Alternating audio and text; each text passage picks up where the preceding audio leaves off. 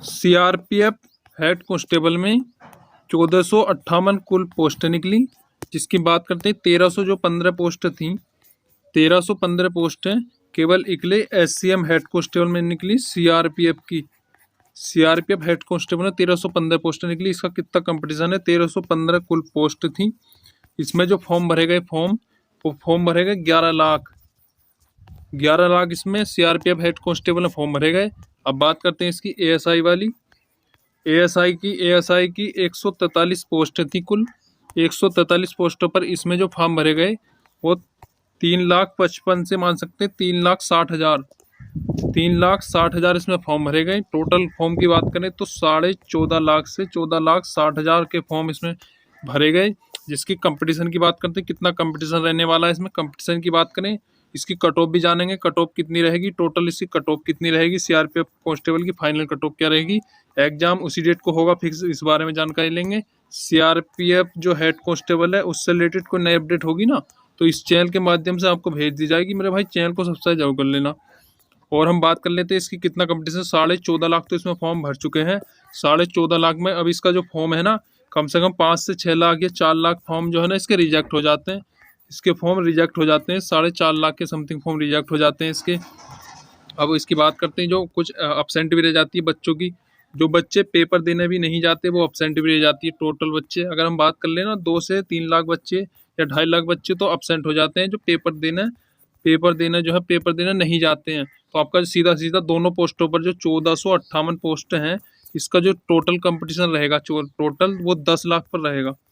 अब 10 लाख में आपको केवल फाइट करनी है। एग्जाम में तो मोस्टली बच्चे, सबसे ज़्यादा बच्चे पास होंगे, क्योंकि इसमें सभी कैटेगरी के लिए ना 40 से अगर आप 50 नंबर के बीच लाते हैं ना, सभी को उसके लिए बुलाया जाएगा। पीएसटी के लिए, पीएसटी सभी पास कर लेते, पीएसटी नॉर्मल होता है। पीएसटी में केवल आपसे हाइट मेजरमेंट होगा और केवल आपका इसमें जो है ना चेस्ट मेजरमेंट होता है, चेस्ट।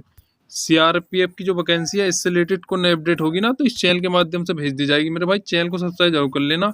इसकी जेन्युइन अपडेट पाने के लिए चैनल को सब्सक्राइब जरूर कर लेना। अब बात करते हैं इसकी कितने फॉर्म तो मैंने बता दी कितने फॉर्म भरे गए। अब इसकी जो लास्ट डेट तो इसकी खत्म हो चुकी है।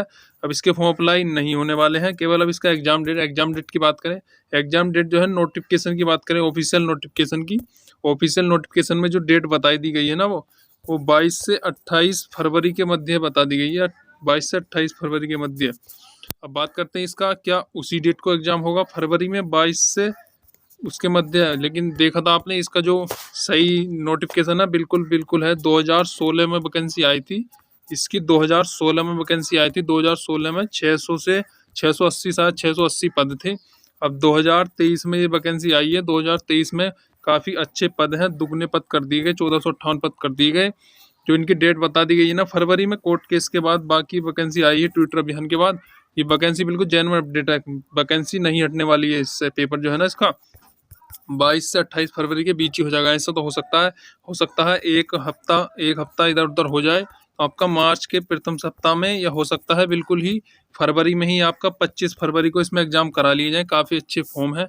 और इसकी जो टाइपिंग है ना, टाइपिंग काफ़ी हार्ड होती है, इसलिए सभी बच्चों को इसमें बुलाया जाएगा। मैं बोल रहा हूँ अगर 50 प्लस है, सभी कैटेगरी 50 प्लस करते हैं ना, तो पीएचडी के लिए सभी बच्चे जाएंगे वहाँ पर। पीएचडी के लिए सभी बच्चे जाएंगे। टाइपिंग की बात करें, टाइपिंग में जो है ना, टाइपिंग इसकी इसलिए हार्ड होती है, इसमें जो है ना बैक स्पेस बिल्कुल नहीं चलता है। बैक स्पेस इसमें गलती बिल्कुल भी नहीं चलती है।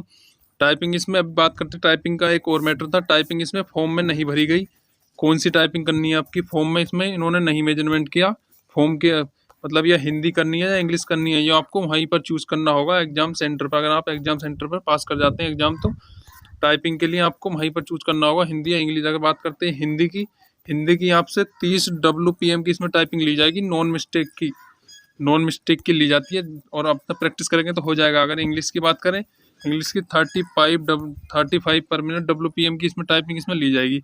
अब थोड़ी सी बात कर लेते हैं इसकी कट ऑफ की। एग्जाम की तैयारी तो आपकी बेहतर चल रही होगी, ज़्यादा समय नहीं है, कंपटीशन भी काफ़ी अच्छा होने वाला। अब इसकी थोड़ा सा जानते हैं कट ऑफ के बारे में।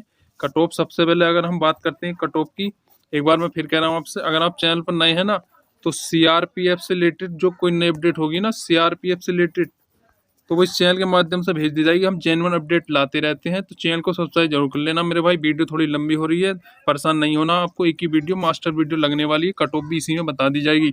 अब बात करते हैं इसकी कट ऑफ की। अब इसकी कट ऑफ के बारे में बात करते हैं।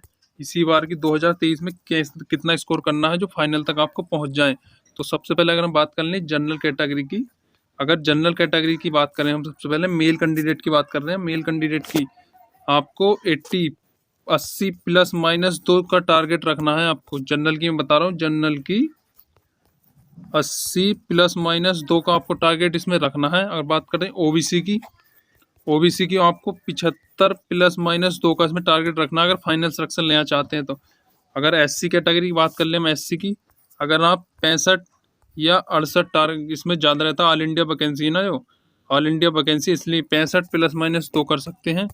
अब बात करते हैं एसटी की। एसटी में अगर आप 62 या 60 प्लस माइनस 2 कर लेते हैं, 62 या प्लस माइनस 2 कर लेते हैं, तो आपका इसमें फाइनल तक सिलेक्शन हो जाएगा। आप उसकी फीमेल कैटेगरी की बात करते हैं। फीमेल कैटेगरी, किसी भी कैटेगरी से फीमेल जो है, फीमेल कट ऑफ में अगर आप 70 प्लस स्कोर करती हैं तो आपका बिल्कुल फाइनल तक हो जाता है। इसमें टाइपिंग के लिए तो सभी बच्चे ज़्यादातर पास इसमें कर दिए जाते हैं, और इसमें आउट जो होते हैं वो टाइपिंग में ही होते हैं। इसकी जो टाइपिंग में ही आउट हो जाते हैं ज़्यादातर बच्चे।